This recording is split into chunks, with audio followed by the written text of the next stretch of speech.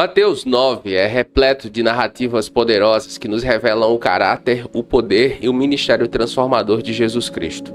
Ao longo desses versículos, testemunhamos os milagres de cura realizados por Jesus, seu chamado aos discípulos, sua relação com as autoridades religiosas da época e sua compaixão pela multidão. Cada história contida neste capítulo nos convida a refletir sobre nossa própria fé, nossa necessidade de cura e redenção e nossa resposta ao chamado de seguir a Jesus como discípulos. Vamos mergulhar nessas histórias e permitir que o Espírito Santo nos guie na compreensão mais profunda do significado desses eventos e na aplicação de seus ensinamentos em nossas vidas hoje.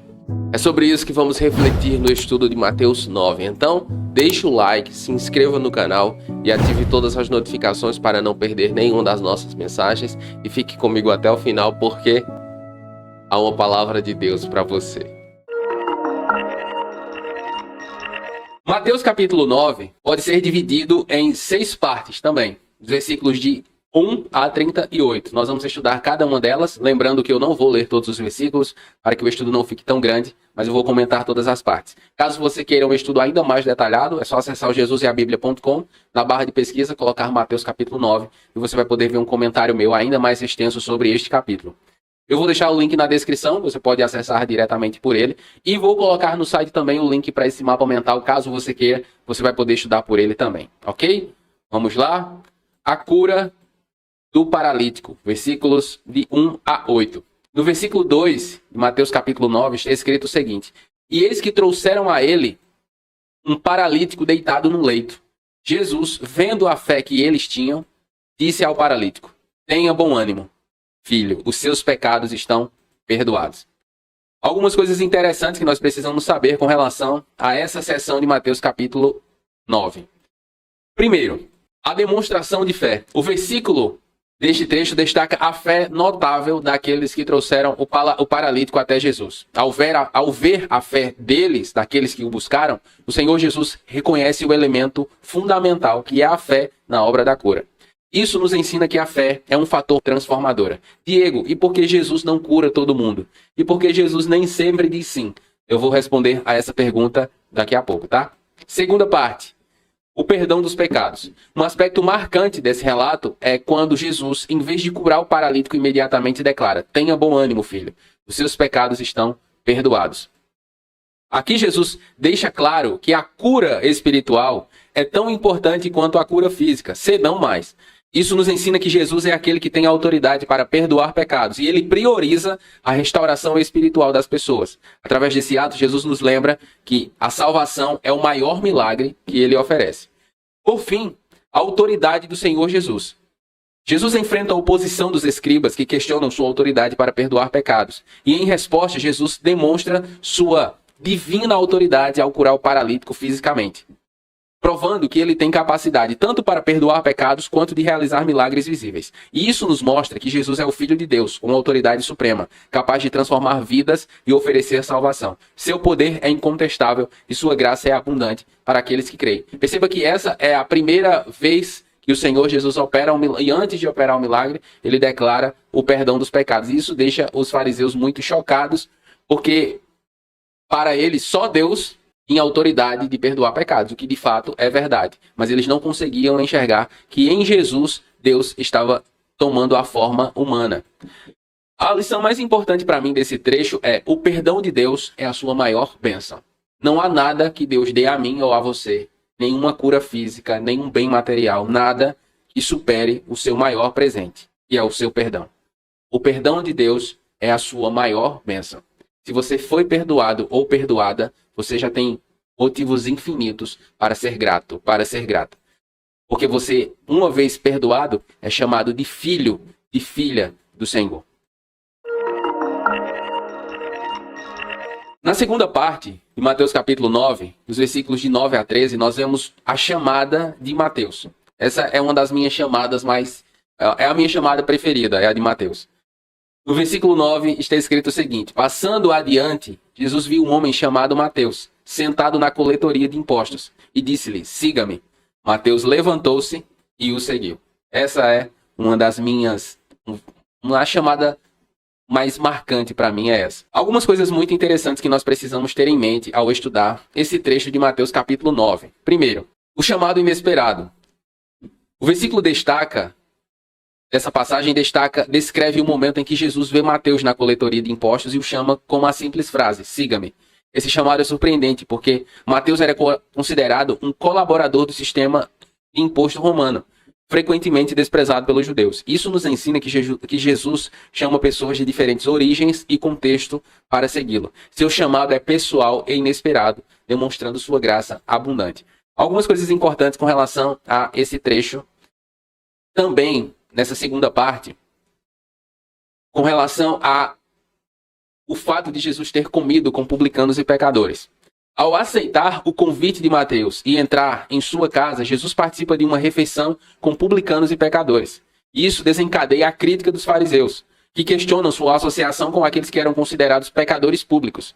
Mas Jesus responde destacando sua missão de buscar os perdidos e chamar os pecadores ao arrependimento. Sua compaixão e amor demonstram que ele veio para salvar, não para condenar. Essa parte aqui também é muito chocante. Por quê? A palavra que o Senhor Jesus, que o Mateus, na verdade, usa para pecadores é amartolos. Essa informação eu tirei do dicionário de Strong. Amartolos, que significa... Eu tirei um print do significado para você ver como é pesado. Dedicado ao pecado. Um pecador. Não livre de pecado. Preeminentemente pecador. Ou seja, pecador praticante, digamos assim.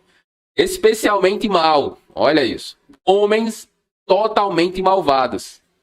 Especificamente de homens marcados por determinados vícios ou crimes. Coletores de impostos, pagão, idólatra. Olha o tipo de gente com quem Jesus estava comendo. Jesus estava comendo, meus irmãos, com pecadores praticantes.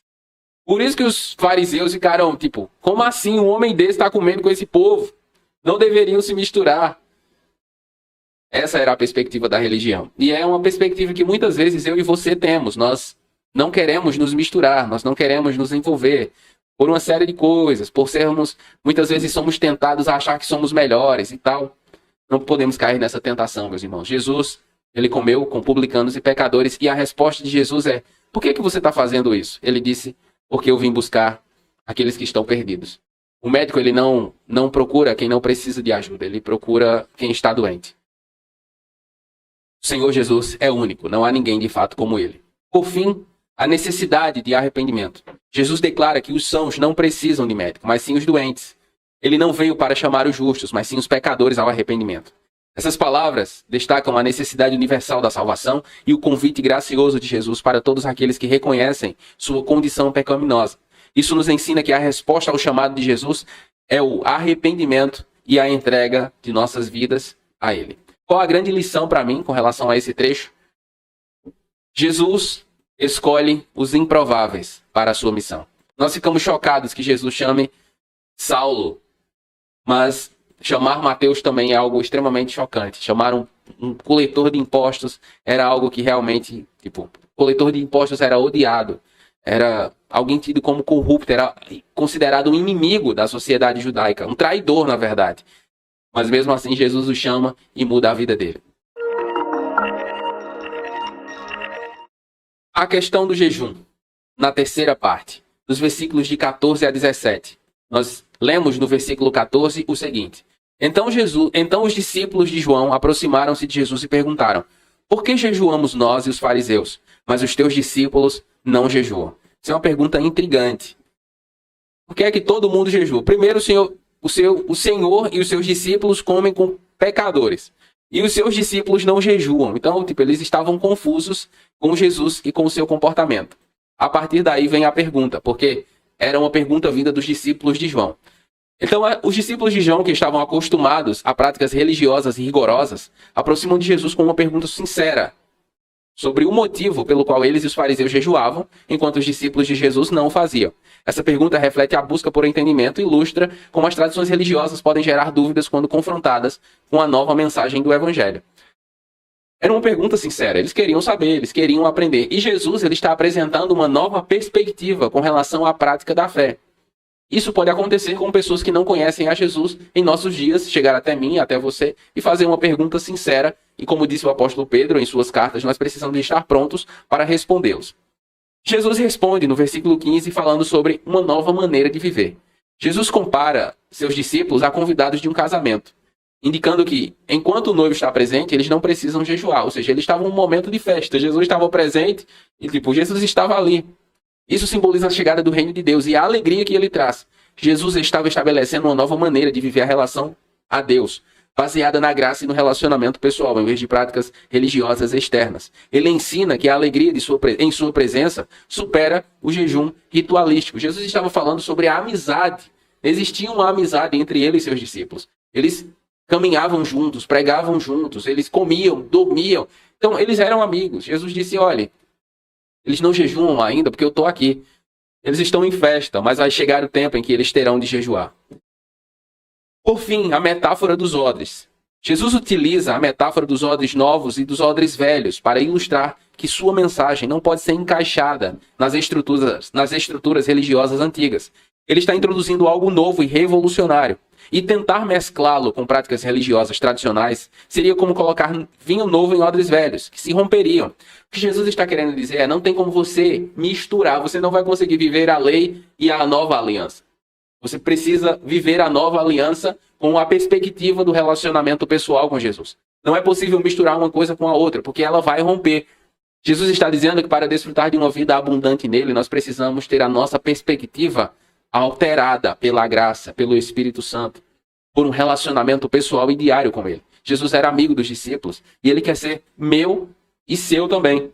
A grande lição para mim desse trecho é: Deus deseja um relacionamento genuíno, não uma religiosidade vazia. Meus irmãos, Jesus não veio substituir uma religião por outra. Jesus veio para aproximar o ser humano de Deus. Jesus veio para reatar a intimidade que havia no Éden. Por isso o selo do Espírito Santo, ele habita em mim e em você. O desejo de Deus é ter um relacionamento genuíno comigo e com você. E é isso que o Senhor Jesus está nos ensinando aqui em Mateus capítulo 9. A quarta parte, nós vemos 2 milagres. A cura da filha de Jairo e a mulher do fluxo de sangue, dos versículos de 18 a 26. E dos versículos 20 a 22 está escrito o seguinte: de repente, uma mulher que tinha uma hemorragia há 12 anos aproximou-se dele por trás e tocou na borda de seu manto, pois pensava, se eu tão somente tocar em seu manto, ficarei curada. Jesus voltou-se e, ao vê-la, disse, coragem, filha, a sua fé a curou. E desde aquele instante, a mulher ficou curada. Algumas coisas importantes que eu e você precisamos ter em mente ao estudar esse trecho. Primeiro, a fé de Jairo e a esperança desafiada. Jairo era um líder da sinagoga. E ele se aproxima de Jesus com a angustiante notícia de que sua filha está à beira da morte. Sua fé o leva a buscar Jesus como sua última esperança. Mas enquanto estão a caminho da casa de Jairo, recebem a notícia de que a menina morreu. Essa situação nos ensina que mesmo quando a esperança parece perdida, a fé em Jesus pode trazer vida a situações mais sombrias. Mas, Diego, o que é um dirigente da sinagoga? Eu já ouvi uma centena de pregações sobre, mas há uma explicação detalhada sobre o que era um dirigente da sinagoga? Não. Então eu resolvi trazer aqui e compartilhar com você. Primeiro, uma liderança espiritual. O dirigente da sinagoga, ele desempenhava um papel central na liderança espiritual da comunidade local. Ele geralmente conduzia as orações e a leitura das escrituras durante os serviços na sinagoga. Segundo, a administração da sinagoga. Era responsável pela manutenção e organização da sinagoga, assegurando que o local estivesse em ordem para serviços religiosos. Isso incluía garantir que os rolos da Torá estivessem cuidadosamente guardados e que o ambiente da sinagoga fosse propício para o culto. Terceiro, supervisão das atividades. O dirigente da sinagoga supervisionava várias atividades na sinagoga, como a seleção de leitores das escrituras, a organização de ensinamentos religiosos e o cumprimento de tradições e rituais. Coordenação dos serviços. Durante os serviços, ele desempenhava um papel central na coordenação das leituras, orações e ensinamentos. Ele também poderia convidar visitantes para fazer leituras ou compartilhar ensinamentos, que é o que acontece com o Senhor Jesus quando ele lê Isaías 61. Assistência aos fiéis. Além de suas funções religiosas, o dirigente da sinagoga também tinha um papel de apoio à comunidade. Ele estava envolvido em cuidar das necessidades espirituais e sociais dos membros da sinagoga, como como ajudar os necessitados e auxiliar em questões relacionadas à observância da lei. E, por fim, arbitragem de questões comunitárias. Em algumas situações, os dirigentes da sinagoga também poderiam atuar como mediador em disputas ou questões legais dentro da comunidade judaica local. Em outras palavras, o dirigente da sinagoga era uma espécie de pastor em nossos dias, entende? Então foi essa pessoa que aproximou-se de Jesus para pedir que ele curasse a sua filha. Só que aí nesse interim veio a mulher do fluxo de sangue, que no caso, enquanto Jesus curava a mulher do fluxo de sangue, a menina veio a falecer. Aqui no caso, em Mateus capítulo 9, versículos de 20 a 22, nós vemos a mulher do fluxo de sangue e a fé silenciosa. Ela também não poderia estar ali, porque com um fluxo de sangue ela era impura, então ela não podia estar ali na multidão, entre a multidão, mas ela creu e foi. Ela sofria com a hemorragia há 12 anos e acreditava em seu coração que se apenas tocasse no Senhor Jesus, ela seria, tocasse em sua veste, na veste do Senhor Jesus, ela seria curada. De onde veio essa fé? Provavelmente daquilo que ela tinha ouvido do Senhor Jesus. Ela se aproxima dele silenciosamente e realiza o toque de fé. A resposta de Jesus destaca a importância da fé pessoal e do relacionamento individual com ele. Ele a chama de filha e reconhece sua fé como fundamento da cura. Isso nos ensina que Jesus valoriza a fé sincera e pessoal que busca sua graça. Ok, Diego. E por que Jesus não cura a todos? Por que Jesus não cura todo mundo que acredita nele hoje? Há muita gente que acredita de fato que o Senhor Jesus é poderoso para curar, mas não é curada, acaba morrendo de sua enfermidade e tal. Eu tenho mais clareza sobre isso hoje, tá? De verdade. Hoje eu falo sobre isso com uma clareza maior. Eu meio que não entendia bem porque é que alguém com uma fé genuína, com fé para ser curado, não era curado. Acabava morrendo, enfim. Porque nós precisamos entender o objetivo da cura, da soberania de Deus. Há muitas coisas envolvidas aqui, meus irmãos. E uma vez que eu e você estamos em Cristo, uma vez que eu e você temos a convicção da vida eterna, a salvação eterna, a cura espiritual, a cura física, ela passa a ter um valor secundário. Eu vou contar o exemplo de homens que eu admiro assim, mas tipo muito. Russell Shedd, por exemplo, em sua morte, eu sempre ouvi Russell Shedd. Eu sou natural de Campina Grande. E eu cresci participando da consciência cristã. Logo, eu cresci ouvindo Russell Shedd. E muito perto. Ouvi muitos sermões dele. Eu e Carol, enfim. Mas para mim, o maior sermão que ele pregou foi antes de sua morte. Ele estava lutando contra o câncer. E ele disse que acreditava que o Senhor Jesus era poderoso para curá-lo. Tem um vídeo dele falando isso. Mas ele disse que se o Senhor Jesus não quisesse curá-lo, ele estava pronto. E o Dr. Russell Shedd acabou falecendo, não foi curado. Ele faleceu e está com o Senhor. O outro é Timothy Keller. No final do ano passado, também, muitos livros dele eu li. Um homem, na atual geração, era a pessoa que mais me inspirava por sua genialidade teológica e pela maneira como ele conseguia pregar o evangelho, a aplicação do evangelho aos problemas da cultura dos nossos dias. Tanto que ele fundou uma igreja muito bem sucedida em Nova York. Mas também, na luta contra a enfermidade, acabou falecendo. E disse a mesma coisa, que estava pronto para estar com o Senhor, mesmo sabendo que o Senhor era poderoso para curá-lo. Então, quando nós entendemos isso, quando nós temos essa clareza espiritual de que a cura física ela tem um valor secundário, a nossa fé e o entendimento de por que Jesus não cura todas as pessoas fica mais claro. Porque ao final, todos nós vamos morrer. Se Deus cura Russell Shedd, em algum momento ele ia morrer. Se Deus cura Timothy Keller, em algum momento ele ia morrer. Jesus curou a filha de Jairo, mas em algum momento ela morreu. Jesus ressuscitou Lázaro, mas Lázaro morreu também, entende? Então a morte é inevitável nesse sentido. Ou sendo curado ou não, a morte é inevitável. Mas o que é que não pode faltar? O relacionamento pessoal com Jesus. Por isso que antes de curar o paralítico, que é trazido pelos amigos, Jesus diz, os seus pecados estão perdoados. Então a maior cura que Jesus pode operar na sua vida e na minha é a cura com relação ao pecado. Essa fé não pode faltar em mim nem em você, entende? Com relação à cura física, o curar ou não entra nos atos da soberania de Deus. Por fim, a ressurreição da filha de Jairo. Chegando à casa de Jairo, Jesus encontra as pessoas chorando pela morte da menina. Ele entra no quarto, toma-a pela mão e ordena que ela se levante. A menina é ressuscitada e sua restauração à vida revela o poder e a autoridade de Jesus sobre a morte. Essa história enfatiza que com Jesus Não há situação irremediável e ele é capaz de trazer vida onde há morte. Diego, então você não crê que Jesus cura? Eu creio que Jesus pode fazer qualquer coisa. Eu creio que Jesus faz tudo que a Bíblia diz que ele faz. No passado, no presente, vai continuar fazendo. Eu creio que ele é o mesmo ontem, hoje e eternamente. Eu não estou dizendo que eu não creio, eu creio. Já vi pessoas, sou fruto de milagre, enfim. Mas a minha perspectiva hoje com relação à resposta de Deus, nesse sentido, ela está mais amadurecida, entende? E para mim, qual é a grande lição desse texto?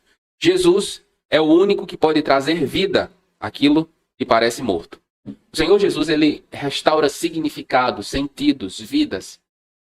A menina parecia estar morta, estava morta. E o Senhor, na perspectiva dele, diz, ela está só dormindo. E ele foi lá e a ressuscitou. É uma situação que, humanamente falando, não havia solução. Mas o Senhor Jesus foi lá e deu uma solução, deu um jeito. Não havia solução para o pecado. Todos nós pecamos, estamos destituídos da glória de Deus e todos nós merecíamos um inferno. Uma situação aparentemente sem solução, mas ele veio e nos deu vida. A Bíblia diz que Deus nos deu vida juntamente com ele, em Cristo. Nós herdamos a vida eterna. Então, o Senhor Jesus é o único que pode trazer vida àquilo que parece estar morto. A quinta parte de Mateus capítulo 9, nós vemos a cura dos cegos e dos mudos, versículos de 27 a 34. E diz o seguinte, o versículo 29. Então, tocou-lhes os olhos e disse, faça-se conforme a sua fé. Algumas coisas importantes que nós precisamos ter em mente com relação a este trecho. A fé dos cegos. 2 cegos aproximaram-se de Jesus, clamando por misericórdia e cura. Eles reconheceram Jesus como filho de Davi, indicando sua fé no Messias prometido. Jesus, ao tocar em seus olhos e reconhecer sua fé, concede-lhes a visão. Essa história enfatiza a conexão vital entre a fé pessoal e o poder do Senhor Jesus. Ele responde à fé daqueles que o buscam com confiança. Existe uma contradição aqui no texto de Mateus capítulo 9, quando fala de 2 cegos, porque Marcos capítulo 10, versículos de 46 a 52 e Lucas capítulo 18, versículos de 35 a 43, fala de apenas um cego, Bartimeu. O fato é que acontece a mesma coisa, pode ter acontecido a mesma coisa que aconteceu com a história do Gadareno. O foco dos outros autores se deu no milagre de Bartimeu. Pode ter acontecido apenas uma questão de perspectiva, o que também não se caracteriza como contradição, ok? Então, não é uma contradição.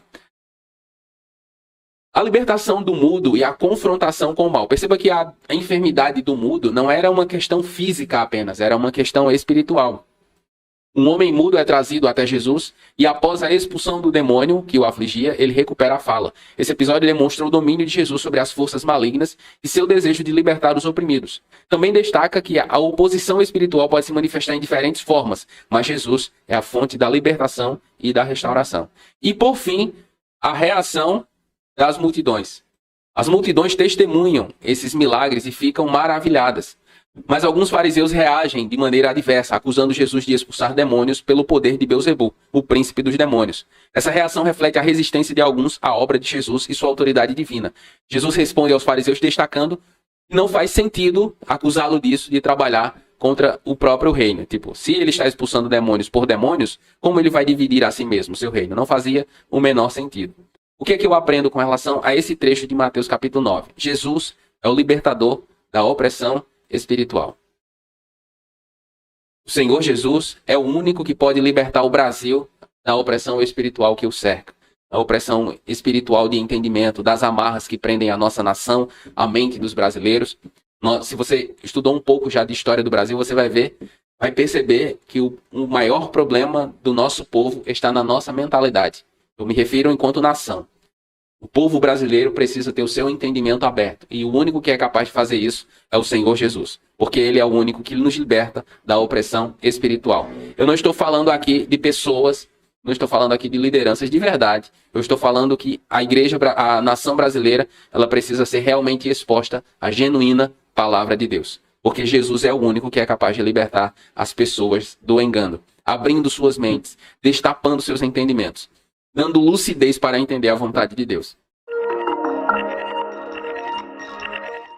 Em sexto e último lugar, nós vemos nos versículos de 35 a 38 a compaixão de Jesus pelas multidões. O versículo 36 diz o seguinte: vendo ele as multidões, compadeceu-se delas, porque estavam aflitas e exaustas, como ovelhas e não têm pastor. Algumas coisas importantes que nós precisamos ter em mente com relação a esse trecho de Mateus capítulo 9. A motivação do Senhor Jesus em fazer o que ele fazia, em anunciar o reino, em pregar o reino, passa muito exatamente pelo seu sentimento com relação à multidão. A visão da multidão sofrida, no versículo 36, é um versículo chave dessa passagem e nos revela o coração compassivo de Jesus, ao descrever sua reação diante das multidões. Ele viu que estavam aflitas e exaustas como ovelhas que não têm pastor. Isso ilustra como Jesus compreendia as necessidades espirituais e emocionais das pessoas à sua volta. Sua compaixão o levou a agir em busca de soluções para aliviar o sofrimento humano. Segundo, a missão de ensinar, pregar e curar. Mateus descreve a missão de Jesus como envolvendo 3 elementos: ensino, pregação e cura. Essas atividades ministeriais mostram a abordagem abrangente de Jesus para a restauração espiritual e física das pessoas. Ele não apenas curava as enfermidades físicas, mas também supria a necessidade espiritual por meio de seu ensino e pregação. O chamado de Jesus para os trabalhadores na colheita, nos versículos de 37 a 38. Jesus encerra essa parte de Mateus 9 com um chamado à oração pelos trabalhadores da colheita espiritual. Ele compara as pessoas perdidas a campos prontos para a colheita, mas a falta de trabalhadores é o problema. E isso nos lembra da importância de servirmos na obra do reino, compartilhando o evangelho e ministrando as necessidades das pessoas. Jesus olhou para as multidões e teve compaixão delas. Eu e você precisamos sentir o mesmo. Uma vez que nós estamos em Cristo, o nosso coração sente o mesmo pesar que ele sente, deve sentir. O que eu aprendo com relação a essa passagem é a compaixão de Deus enxerga o sofrimento humano. Muitas pessoas, muitos incrédulos, muitos críticos, acham que Deus não se importa, que Deus nos entregou ao acaso. Se ele existe, nos entregou ao acaso. Mas o fato é que ele existe e se importa. E a maior prova de que ele se importa está exatamente no fato de ter entregue o Senhor Jesus em nosso lugar. O fato também acontece, o que é que acontece é que a mudança, ela passa pela fé, pelo crer. Há muitas pessoas aqui vendo Jesus operar milagres e fazer coisas extraordinárias, mas elas não creem nele, elas não acreditam. A compaixão de Deus enxerga o sofrimento humano. Deus está atento às minhas lutas, às suas lutas, às lutas da humanidade, e o seu desejo continua o mesmo: restaurar, curar, salvar. Qual a lição mais importante, na minha opinião, de Mateus capítulo 9? Na minha opinião, a maior lição deste capítulo está na misericórdia de Deus, que se manifesta através de Jesus, que perdoa, cura e restaura. A misericórdia de Deus. Deus ama a mim, ama a você. Eu não sei qual o impacto dessa revelação na sua vida, mas na minha faz toda a diferença. Foi exatamente essa mensagem que me tirou de uma vida depressiva, sem propósito, eu não via futuro para mim. Eu não via um motivo para continuar vivendo, adolescente. Mas então, aos 15 anos, tendo ouvido a mensagem do amor de Jesus, eu criei, entreguei minha vida a ele e hoje estou eu aqui anunciando essa mesma misericórdia e graça. Então, eu posso falar para você com muita tranquilidade que Deus ele restaura pessoas, que Deus ele dá futuro a pessoas sem futuro, que Deus ele pega na mão dos excluídos e os integra no seu reino, dando-lhes dons, dando-lhes talentos, dando-lhes perspectiva, exatamente como está escrito em Jeremias 29:11. Porque eu sou quem sei os pensamentos que tenho para vocês, pensamentos de paz e não de mal. Há muitos cristãos que têm desanimado na carreira, têm sido tentados a abandonar a fé em Jesus. Se você tem lidado com esse tipo de vale da sombra e da morte, eu acredito que o meu audiobook, Por que te abates, ó minha alma, e por que te perturbas dentro de mim, é o guia que vai lhe ajudar a superar essa tribulação. Nele eu compartilho como eu mesmo lidei e lido com essas circunstâncias na minha vida e compartilho também a experiência de outros homens e mulheres de Deus. Como, por exemplo, como Charles Spurgeon lidou com uma grande crise de fé. Para mais informações sobre ele, o link vai estar na descrição. Voltando ao estudo de Mateus 8, qual dos princípios mais falou com você? Me diga nos comentários, eu gostaria de saber. E se você ficou comigo até aqui, escreva nos comentários: cura a minha vida, Jesus. E eu vou saber que você ficou comigo até o final. Eu oro para que Deus abençoe a sua vida e até a próxima.